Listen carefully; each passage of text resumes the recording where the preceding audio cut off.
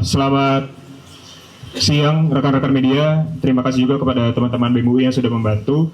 Perkenalkan, nama saya Timotius Reja Guguk. Saya selaku kuasa hukum beberapa korban dari Fakultas Hukum Universitas Indonesia. Di sini ada beberapa hal yang ingin saya sampaikan. Pertama-tama saya ingin menyampaikan apresiasi dan terima kasih sebesar-besarnya bagi semua publik, bagi semua masyarakat, pihak universitas, fakultas, dan juga semua teman-teman mahasiswa di sini yang sangat-sangat membantu kami untuk dapat membongkar kasus ini, yang mana kasus ini sudah terjadi sejak tahun 2025. Para korban sudah mengetahui mereka dilecehkan dari tahun 2025. Jadi saya rasa kita semua bisa bayangkan bagaimana rasanya mereka dari tahun 2025, setiap kali masuk ke kampus, setiap kali masuk kelas, mereka tahu kapanpun para pelaku itu bisa membicarakan mereka, melecehkan mereka di depan hadapan mereka sendiri dengan sarana yang mereka bilang sebagai grup privat tersebut. Saya sendiri baru memegang kasus ini dari mulai Lebaran tahun ini, di mana beberapa korban yang sudah tidak kuat akhirnya mencoba untuk mencari bantuan. Dan yang semua harus tahu, ini sangat-sangat tidak mudah untuk korban. Kenapa? Karena di sini pelaku ada 16 orang. Mereka semua memiliki jabatan di kampus. Korban merasa apabila ini dinaikkan pada waktu itu, apakah mungkin masyarakat akan menilai bahwasannya ini adalah hal yang sangat wajar. Ini adalah hal yang lumrah dilakukan, dan korban malah akan didiskreditkan. Dan jujur itu terjadi juga. Walaupun saya merasa juga hampir semua masyarakat mendukung, itu tidak menutup ada beberapa pihak-pihak yang masih mendiskreditkan perjuangan para korban, yang menyatakan bahwasannya ini semua lebay, ini semua terlalu berlebihan. Dan saya harap untuk pihak-pihak tersebut merenungkan kembali kalimat-kalimat itu. Bagaimana jika kita yang menjadi korban? Bagaimana jika keluarga kita yang menjadi korban? Apakah kalian akan tetap mengatakan hal yang sama? Oleh karena itu, saya di sini juga menekankan untuk semua pihak untuk berhenti mencari tahu siapa korbannya. Berhenti mencari tahu bagaimana chat itu bisa menyebar. Berhenti mencari tahu siapa cepunya, gimana cerita itu bisa menyebar. Itu tidak penting. Hal itu hanya akan memberikan tekanan yang lebih bagi korban. Mereka akan merasa takut. Mereka akan merasa apakah salah karena mereka sudah speak up hingga sekarang mereka jadikan target bulan-bulanan. Kok bisa dapat chat itu, bagaimana caranya? Tapi di sini saya tegaskan, chat tersebut didapatkan dengan cara yang sah. Tidak ada tekanan, tidak ada pengancaman. Hal tersebut merupakan hasil dari upaya mereka selama lebih dari 1 tahun memperjuangkan kasus ini. Jadi jangan dianggap ini merupakan hanya bocor yang tidak jelas, yang hanya tidak begitu saja bocor. Ini perjuangan lebih dari 1 tahun semuanya. Dan melihat kasus ini seperti ini, melihat penanganan dari kampus juga, saya menaruh harapan banyak, baik pada pihak universitas maupun pihak fakultas. Permohonan kami sederhana, hanya ada satu sanksi kami harapkan, drop out. Drop out merupakan sanksi yang diberikan ketika seorang mahasiswa dianggap sudah tidak lagi layak berkuliah di situ. Alasannya banyak, dia tidak bisa memberikan rasa aman, dia berbahaya bagi mahasiswa yang lainnya, dapat menciderai nilai universitas. Saya rasa semua unsur tersebut sudah terpenuhi. Jangan ada pemikiran bahwasannya untuk di drop out kasusnya itu sudah harus sampai yang lebih berat, yang harus sudah pelecehan fisik dan lain-lain. Korban yang saya wakili terdapat 20 orang. Itu baru yang saya wakili, semuanya mahasiswa. Dari unsur dosen, terakhir saya dengar ada 7 orang. Dan ini masih banyak korban-korban lain yang bahkan mereka sendiri mungkin nggak tahu mereka dihubungin di situ. Jadi saya rasa pihak kampus bisa lebih menaruh perhatian lebih serius ya dalam kasus ini. Jangan menganggap kasus ini hanyalah kasus biasa di mana para lelaki memberikan obrolan-obrolan yang sudah biasa mereka lakukan setiap harinya. Dan saya juga memohon baik itu kepada orang tua murid, orang tua mahasiswa, alumni-alumni senior yang mungkin pada saat masa mereka dulu, mereka merasa ini adalah hal yang wajar, kok dipermasalahin. Tidak. Kita tidak bisa mendramatisasi hal seperti ini. Saya bukan berkata bahwasannya di sini adalah orang suci dan kita sedang menghakimi orang karena kita tidak memiliki dosa. Kita semua punya kesalahan, tapi itu bukan berarti kita harus normalisasi hal seperti ini. Dan ketika kita sudah tahu ada hal yang salah, jangan malah kita biarkan dan kita anggap bahwasannya ini semua berlebihan dan sepertinya korban terlalu mencari hukuman yang dianggap berlebihan. Itu semua tidak benar. Jadi mungkin itu harapan saya juga kepada Universitas Indonesia, kepada Fakultas Hukum Universitas Indonesia, kepada Satgas PPKUI, kepada Dewan Guru Besar UI, Dewan Guru Besar Fakultas Hukum UI, untuk dapat menindak kasus ini sesuai dengan prosedur, dan dengan yang cepat juga. Kami tidak ingin kasus ini terlalu berlarut-larut seperti itu. Dan yang terakhir, saya tetap ingin tegaskan kepada rekan-rekan semua di sini untuk tetap jaga privasi korban. Jangan mencari tahu korbannya siapa, karena yang saat ini korban perlukan itu adalah perlindungan, itu adalah pemulihan dan pendampingan. Korban tidak perlu tenar, korban tidak perlu tahu orang tahu mereka adalah korban. Jadi saya minta tolong untuk tetap perspektif pada korban, lindungi korban, dan kita fokus untuk mengadili para terduga pelaku ini. Demikian. Baik, terima kasih Timothy. Mungkin kita ingin mempersilahkan terlebih dahulu kepada rekan-rekan media apabila ada yang ingin ditanyakan. Mungkin di sebelah sana terlebih dahulu.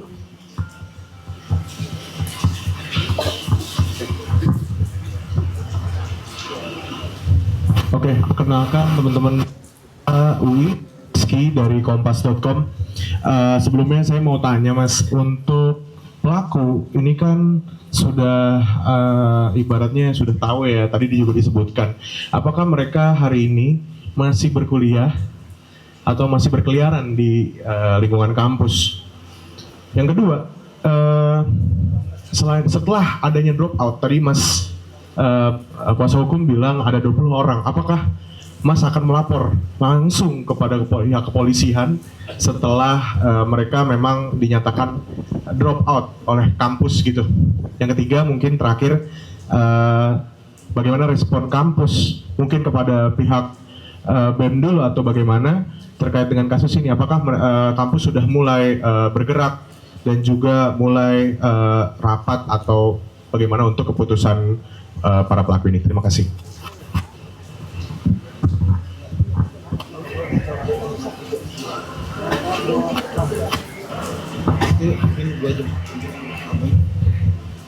Oke, baik, terima kasih banyak atas pertanyaannya. Mungkin pertama-tama di sini saya sebagai Ketua BMFUI menjawab pertanyaan pertama dulu. Apakah para pelaku sejauh ini masih berkeliaran di ruang-ruang kampus? Sejauh tadi saya ada di kampus di Fakultas Hukum, alhamdulillah saya tidak melihat sama sekali adanya para pelaku di ruang-ruang kampus kita. Namun hingga saat ini belum ada sanksi yang ditetapkan kepada pelaku, sehingga pastinya kita menginginkan supaya ruang aman ini segera cepat terbentuk, segera cepat terbangun, sehingga nantinya korban maupun mereka yang tidak nyaman dengan kehadiran pelaku bisa terlindungi. Terus kemudian saya menjawab pertanyaan nomor 3 terlebih dahulu terkait dengan apa yang sudah dilakukan oleh pihak kampus. Mungkin saya menjawab dulu dari pihak fakultas.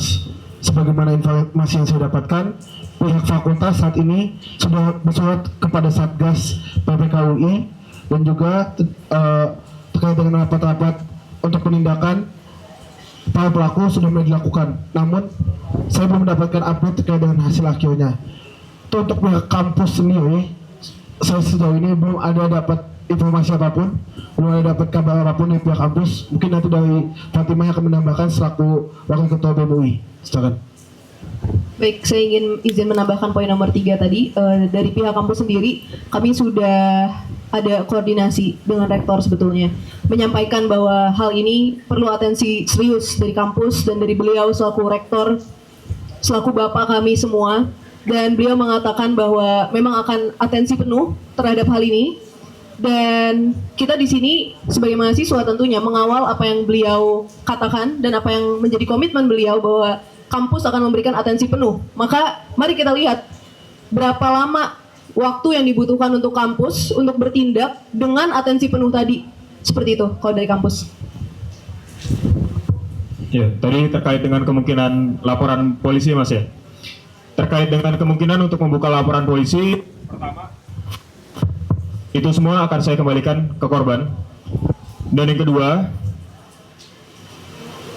saya mungkin harus sharing di sini juga. Perjuangan bagi korban seksual untuk melaporkan hal semacam demikian ke kepolisian itu merupakan perjuangan yang bahkan lebih berat lagi Di sini saya tegaskan dari pengalaman saya, mekanisme penanganan kasus kekerasan seksual di kepolisian kita saat ini, saya rasa belum berspektif korban. Di mana korban akan mendapatkan exposure yang sangat besar, harus mengalami BAP beberapa kali, ditanya oleh penyidik berulang-ulang, dan terkadang juga penyidiknya terkadang tidak berspektif korban. Dan itu nanti mungkin saya akan pertimbangkan terlebih dahulu kepada korban. Tetapi jika memang ada pihak dari kepolisian yang melihat hal ini dan memang ingin membantu, saya sangat terbuka selama dari pihak kepolisian dapat menjamin bahwasannya penanganan kasus ini akan sangat mendukung dan berperspektif korban.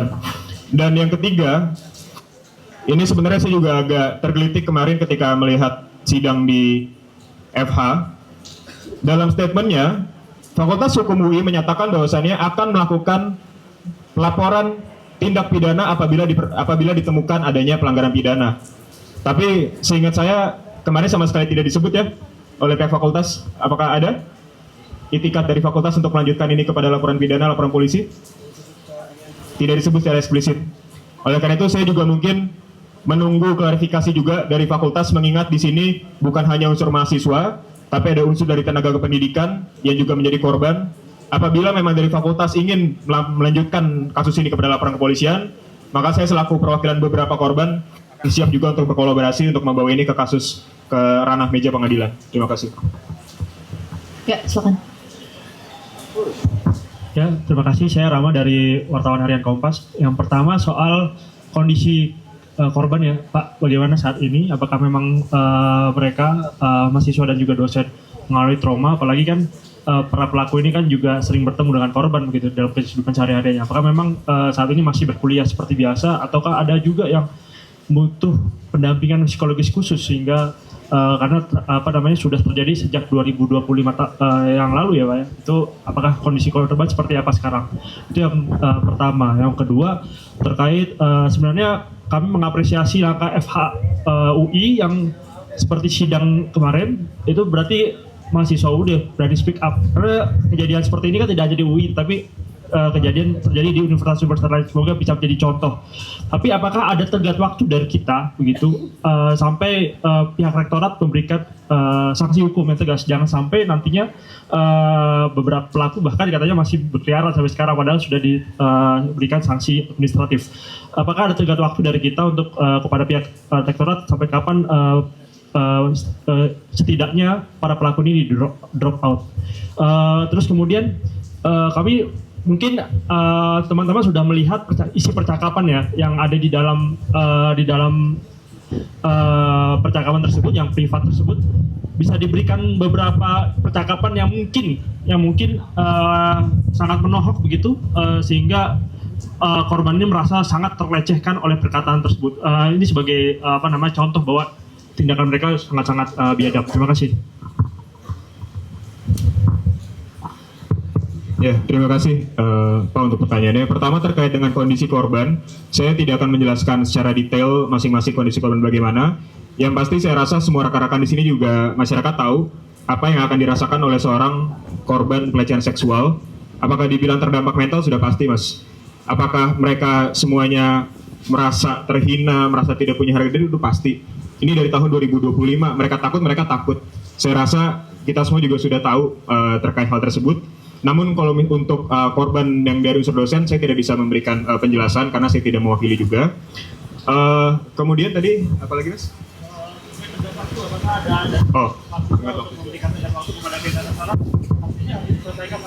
Ya. Untuk masalah tenggat waktu dari kami, karena saat ini penyelesaian kasus ini misalkan kepada Satgas PPK UI, dan juga mungkin nanti di Dewan Guru Besar juga akan mengadakan sidang etik. Tapi kita fokus bahas di penyelesaian secara kekerasan seksualnya oleh Satgas PPK UI. Mungkin pihak rektor jika membutuhkan lagi tenggat waktu, boleh dibaca lagi peraturan rektornya. Peraturan rektor nomor 91 tahun 2022 dinyatakan secara jelas di peraturan rektor tersebut bahwa Satgas memiliki waktu 30 hari kerja untuk Satgas memeriksa terkait dengan laporan yang masuk, laporan kekerasan seksual yang masuk ke Satgas. Dan setelah 30 hari itu berlalu, setelah ada rekomendasi dari Satgas, rektor UI wajib mengeluarkan surat keputusan dengan tenggat waktu 5 hari. Jadi kalau misalkan rektor masih mempertanyakan apakah saya punya tenggat waktu atau tidak, silakan mohon dibaca lagi peraturan rektor yang berlaku, yang mungkin bahkan rektor sendiri yang membuatnya. Kalau lebih seperti itu. Ada beberapa percakapan yang sangat membutuhkan tentang korban yang belum dipublish. Terkait dengan isi percakapan mungkin bisa dilihat yang sudah beredar aja Mas. Mungkin kalau misalkan kita bacain di sini, karena saya juga nggak sudi untuk baca isi chat itu, menurut saya itu nggak pantas untuk dibacain di muka umum. Apakah ada lagi? Oh, ya.